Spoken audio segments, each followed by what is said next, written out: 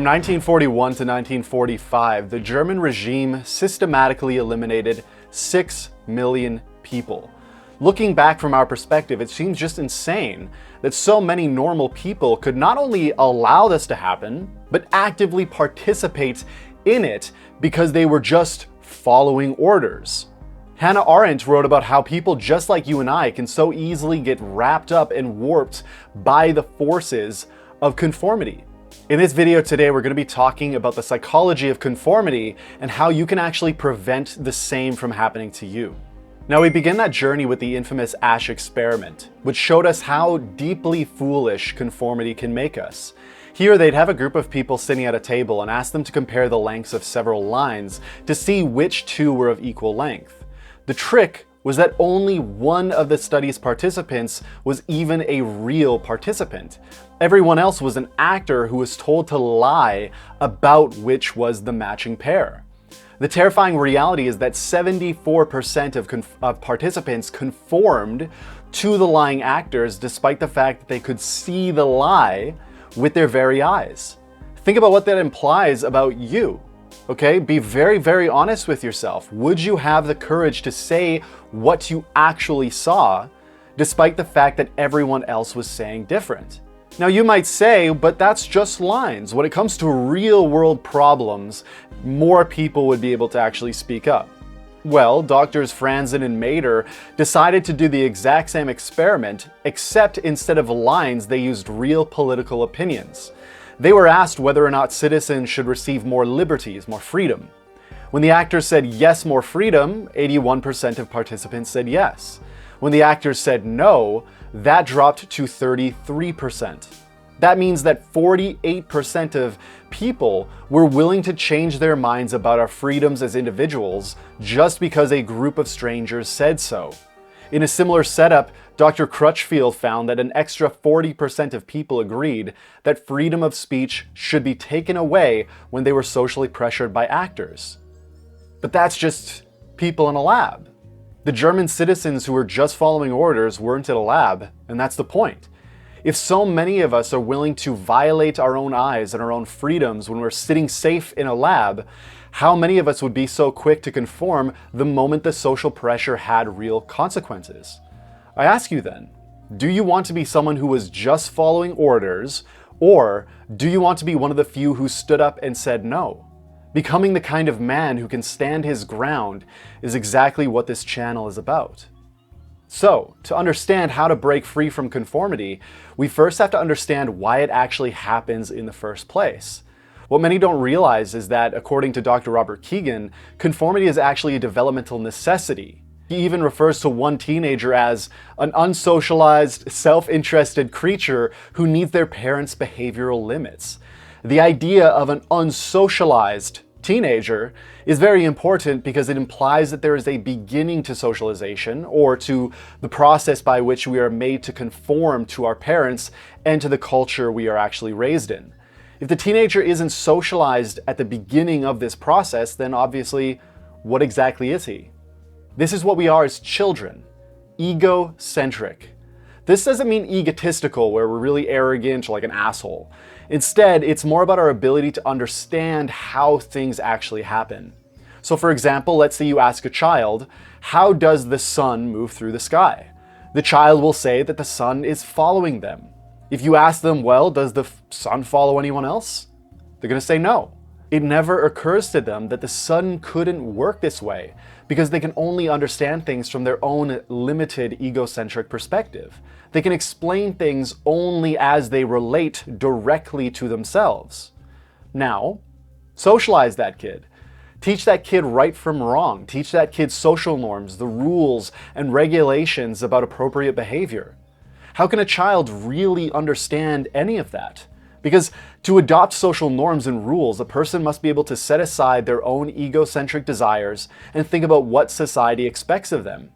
How well do you think that kid is going to be able to do that when their problem solving is, the sun follows me through the sky, right? Instead, we teach that child to obey social rules because they learn that disobedience, nonconformity, equals fear, ostracism, punishment, emotional, or sometimes physical pain of some kind. When a child is acting badly, they are punished. And so they learn that if they don't conform, there will be punishment. So this may obviously sound very negative, and the way that I've been framing conformity thus far is as a very negative thing, but understand that this isn't necessarily the case. In punishing us, our parents are trying to teach us how to be civilized, well-behaved kids because they want us to become adults who can actually navigate the world. Dr. Mark Leary, a social psychologist, has written about how automatic our conformity to social norms is. We might be sitting in a restaurant, sharing a meal with friends, laughing and talking loudly, and yet very few of us grab food from our friends' plates without asking, or wipe our mouth on our shirts, or belch very loudly. These are all things we do as kids before our parents chastise us into civilization. And most of these things are perfectly fine to conform to. It's not as if you gain anything by breaking these rules. In fact, many of the social norms we're socialized into obeying are there for a good reason. As much as you may want to stare at your sexy coworker's chest, for example, you also don't want to make her feel uncomfortable or objectified. Not merely because you fear punishment, but because you actually care about her personhood. You actually care about the fact that she is a human being. In the process of socialization, we aren't merely learning that breaking these rules means we get punished. Eventually, we get to the point where there is a leap in our ability to make sense of the world. There's a difference between saying, I follow social norms because I fear punishment, and I follow social norms because I've made them a part of who I am and how I actually think about the world. Returning to Dr. Keegan then, he's written about a group of young boys trying to understand the golden rule: do unto others as you would have them do unto you. When the boys tried to explain their understanding, it became very obvious that what they understood was, do unto others as they do unto you. You hit me, I hit you. Eye for an eye, tooth for a tooth. To understand, do unto others as you would have them do unto you, is a leap in the complexity of their understanding. Now I can actually think what I would want them to do to me in a hypothetical situation, rather than simply this is what they concretely actually did to me. To be clear though, this isn't a matter of learning how to empathize with someone else. A child who can only learn through punishment can still empathize with someone and be punished by feeling bad that they hurt someone. However, as we become more socialized, we can begin to think more abstractly, and so we can handle more complex relationships with other people. You can understand abstract social norms about sexual propriety, let's say, and use them to better understand what the consequences of your actions would be on your coworker. In other words, you can imagine more to be empathetic about. As such, you take sexual propriety on as a value, regardless of the punishment you might receive if you broke that social norm. The issue with conformity to these social norms arises when we have to break the social norm. We internalize these social norms so deeply that we assume they are the natural way of things, and that breaking them is not merely immoral, but unnatural or in defiance of the reality of things. So for example, the nice guy is someone who has internalized the abstract values about sexual propriety and respect for women so deeply that he's actually incapable of breaking them in a romantically intelligent way.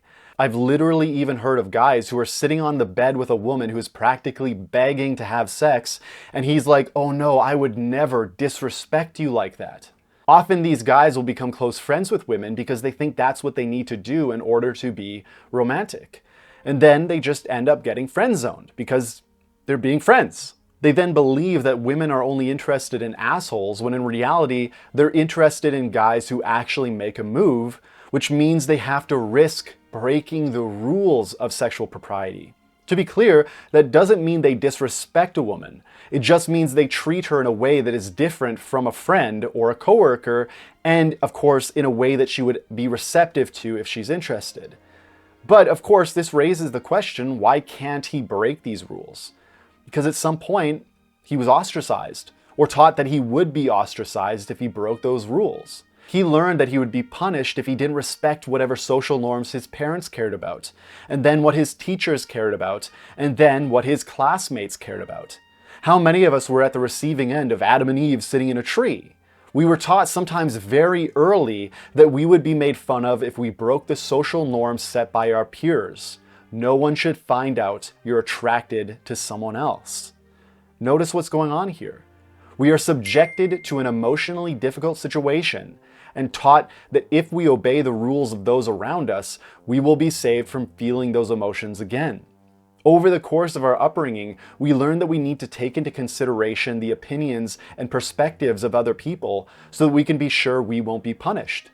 By first caring about ourselves and our own desires to avoid social punishment, we eventually learn to care about the opinions of others. This is how we're slowly led to that leap in complexity that I referred to earlier, where children go from do unto others as they do unto me, all the way to do unto others as I would have them do unto me. Dr. Amsel talks about that specific leap as the ability to think hypothetically, in this case about what others would think or do. It's not just that you're fantasizing in some magical pretend play with witches and wizards. It's now that your hypothetical thinking tracks far more to what would actually happen. As a young teenager, you can actually use your hypothetical fantasy to understand and navigate reality in a way that a younger child cannot. It's simply too complex for them to understand all that an older teenager can understand. Now, at this point in your development, you're beginning to see just how much others can understand about you and the consequences that would have on you. You can begin envisioning in your mind how much punishment you'll receive if you break the expectations that you imagine others have of you. As such, there's increasing internal pressure to care about the standards and expectations of others. When you consider violating their standards, this produces a degree of anxiety that is only soothed when you conform to those expectations, especially when you get actual, real-world approval from others for your conformity. One of the best things a teenager could ever hear is, "You're really cool, I like you." Again, what's really important to understand here is that it's not just that you now care about the opinions of others. Even young children cared about the opinions of others. At this point, though, you almost completely set aside your own wants and needs. You privilege the opinions of whatever group you want to be a part of. You become increasingly susceptible to peer pressure because you're desperate for your peers' approval. Anytime you feel out of alignment with your group's expectations and standards, you experience that as anxiety, stress, shame, or guilt. You're motivated by these negative feelings to become more and more like your peers, to conform more to your peers. You experience these negative feelings as an internal incoherence. Your internal landscape feels chaotic, and the only way you can resolve this is by finding coherence from the external world in, or in the external world. You think, if I abide by my group's norms, I am able to solve my internal problems. Unfortunately, this obviously creates an internal coherence that is dependent on external coherence. The internal compass that is meant to guide you through life to help you make your own decisions is torn from your own wants and needs and then placed firmly in the external, into the group you desperately seek to belong to. By the time you're an adult, you have fully internalized the social norms, rules, and regulations of your group, your culture, your political party, your church, your job. At this point, you're not even able to challenge them because they are just considered the natural way of things. This is the conformist, the good little sheep that cleaves to the herd. You may also have heard this called herd mentality because they're incapable of thinking freely outside of the bounds of their herd. Now, think about what happens when there is external incoherence. Think about what happens when someone comes along who looks different, acts different, talks different from the natural way of things, from all the things that have been conditioned into your very being by all of those years of punishment. This causes internal incoherence, which you have learned can only be resolved by finding external coherence. You are not merely motivated to conform yourself to the standards of your group, but also to demand that these strangers conform. Or worse yet, what happens when your authority figures, the top exemplars of all that your group represents, tell you that all the problems you're facing are the fault of the people who are different? What happens when you have financial issues, relationship issues, political issues, or religious issues, and your authority figures tell you that the only solution is to punish the strange wrongdoers who have done this to you? You can see how difficult it would be for this person to stand up and say no. When you realize that your actions have led to the deaths of millions, it's far easier to deal with that internal incoherence by looking for external coherence in the safe embrace of the phrase, "I was just following orders." I may not know what was going on, but I know my group must have had their reasons. Unless you learn to question social norms in intelligent ways, this could be you. If you crumble quickly under social pressure, then the obvious answer is to learn to be more assertive. Unfortunately, that's much easier said than done. Think about what happens when the process of socialization is extremely emotionally painful. For people who are chronically bullied, ostracized, invalidated, raised by strict parents, or who had a strict teacher, they've learned that the costs of nonconformity are far too high. The higher the demand for conformity, or the higher the risks for nonconformity, the more difficult it'll be to actually challenge that conformity. Dr. Leary writes that people who are more sensitive to approval and disapproval are far more concerned about the opinions of others. That seems painfully obvious, but think about what that means for the nice guy we talked about earlier. If he's very shy or awkward, he may have had some very negative romantic experiences. Even if he was never able to work up the courage to make a move at all, that's all the more reason to think that romantic failure is going to be especially painful for him. And as I'm sure everyone knows, if you try to get better at dating, you're going to have some very painfully humiliating experiences. This is one of the reasons the nice guy is often radicalized into the resentful incel. The tragic irony is that he has been emotionally bound into conformity by the values of sexual propriety. Again, my point is not that he needs to learn how to disrespect women and make them uncomfortable. That's not my point at all. Instead, he needs to learn how to break that conformity in more intelligent ways. But how can he do that when it's like he's being pulled apart by charging horses? One horse is the fear of breaking norms of sexual propriety, of the consequences of doing so, and of his legitimate care for the woman he's attracted to. Nice guys actually want to be nice guys, but galloping in the other direction are his desires for intimacy, connection, sex, and the social status that comes with romantic success. Sure, he wants to be a nice guy, but he also wants to feel like other men respect him, which often implies that he doesn't feel that already. Pursuing women, unfortunately, becomes a way to get male respect. To add on to that, Dr. Leary also writes that the higher someone's status is relative to our own, the more likely we are to care about how they perceive us. Another obvious fun fact, but notice the implication. If we are that shy, awkward nice guy, we are more likely to assume that the women we're attracted to are higher status than us, which makes us work harder to make a good impression. Dr. Leary further writes that the more importance we place on someone, the more likely it is that this person will view our attempts to impress with skepticism. When we combine those two concepts of our romantic interests, higher status making us care more, and be trusted less, we can see how the nice guy is in an even tighter bind. Notice also how inferior the nice guy believes himself to be relative to any possible romantic partner. He would be lucky for any of them to finally give him even a friendly smile. My point in outlining all of that is to notice how powerfully conformity has imprisoned him. He can either be crushed under it into resentful retaliation, or be a good little boy and hope for the best.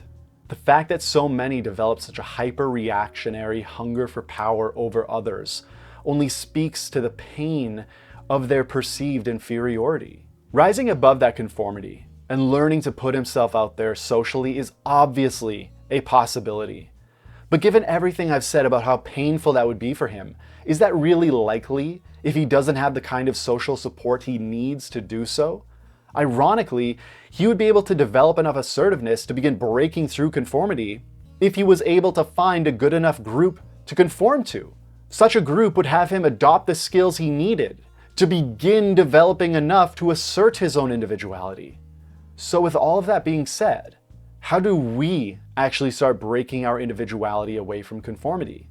If you haven't watched it yet, my essay, 3 Keys to Find Your Authentic Self, goes very deeply into what the authentic self actually is and how you can begin discovering and creating your own authentic self. This step is necessary because if you want to wrench your compass free from the hands of conformity, you must actually have an idea for where you want to put it and then point it.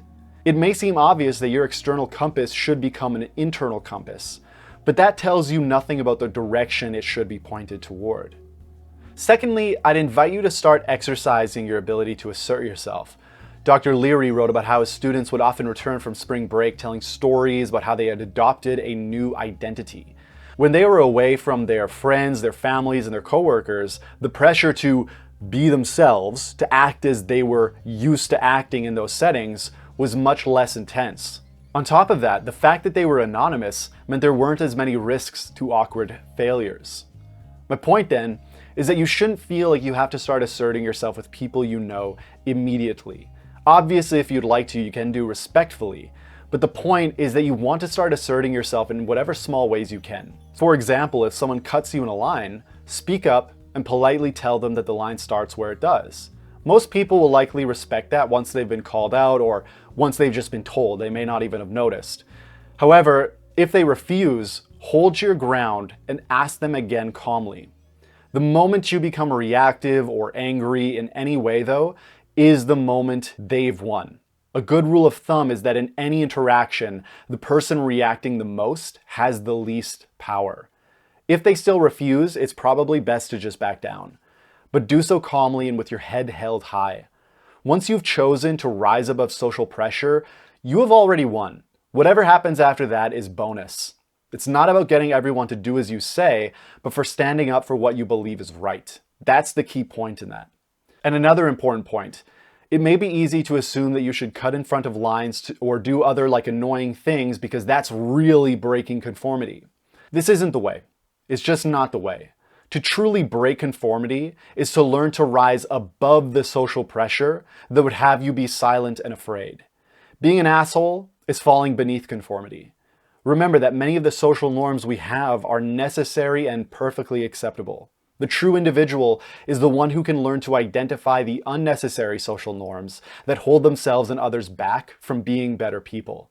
In the end, though, learning to rise above conformity begins with learning to handle increasing levels of social pressure. Start looking for those opportunities, whether it's standing up to someone being a dick or speaking your honest opinion when it goes against what others are saying. My advice for that, though, is to learn to pick your battles. I do not recommend saying things that will get you fired or something like that. The point isn't to say something that you know is offensive, but to be able to stand up for your own personal values. Either way, that is enough for today. Thank you so much for watching the video. You can check out my next video, The Necessity of Myth, that's available right now. Also, I'd love to hear what your thoughts are on this video or anything else that you'd like to mention, so please feel free to join the conversation below. And thank you so much again for your time and attention, and I wish you the best on whatever journey you find yourself on.